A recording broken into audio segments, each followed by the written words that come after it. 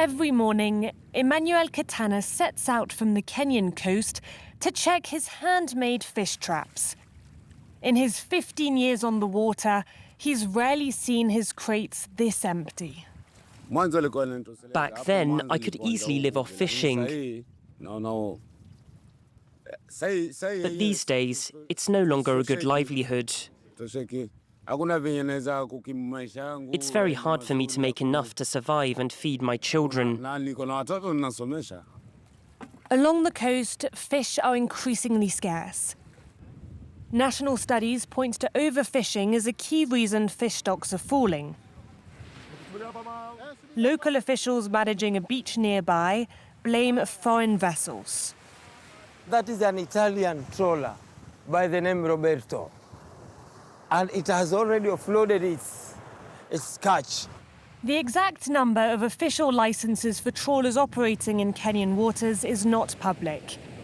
Most are Chinese, Indian, or European. The problem is the method of trawling is a very destructive method. It totally interferes with the marine ecosystem. You can see when they are offloading secretly rays, sharks, yet they have been licensed as a prawn trawler. Trolling license. Salim's colleague, Yunus, once worked for Chinese trawlers and traders who export large quantities of marine products back to China. What China? What Chinese?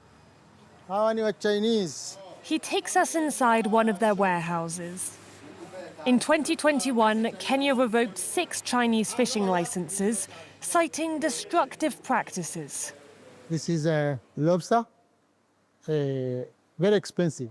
But the damage continues. In 2023, an NGO reported that around 40 Asian trawlers were still operating in Kenyan waters. We don't have a problem when the Chinese vessels stay far out at sea. The real issue is when they come too close to shore, cutting into local fishing grounds and people's livelihoods. That kind of interference, I just can't accept it. Yunus says Chinese companies have taken over the local market. Officials say the licensing process lacks transparency, making it difficult to regulate fishing and exports.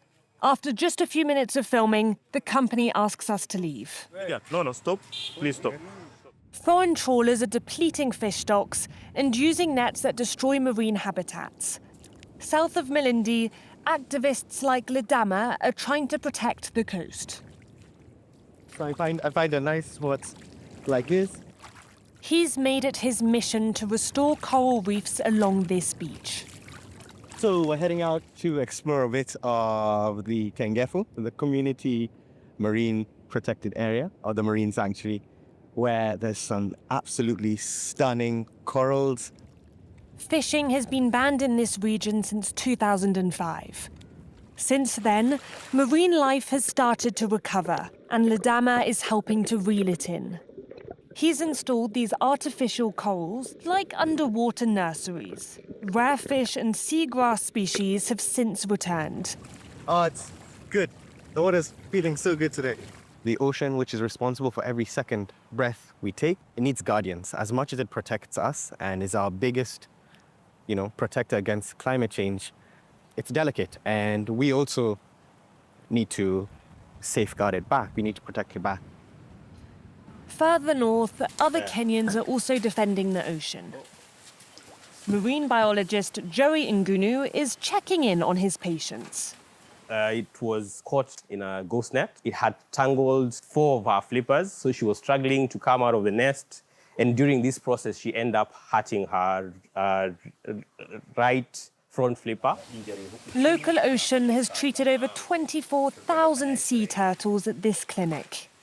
There are a lot of sightings and different case scenarios along that coast, with individuals reporting mortalities of such animals like turtles that they claim are associated with commercial fishing. Joey says it's hard to prove the trawlers are to blame.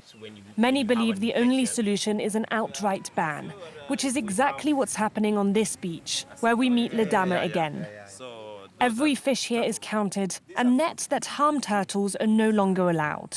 Now the future is very bright. I honestly think this is a model which is inspiring other areas in Kenya. It's leading the way. It's showing impact. And for me, most importantly, it's sustaining the ocean. Vipingo is one of Kenya's most protected marine zones. A 12,000-hectare ocean heaven. No foreign ships, strict rules, and a model already inspiring other reserves along the Indian Ocean.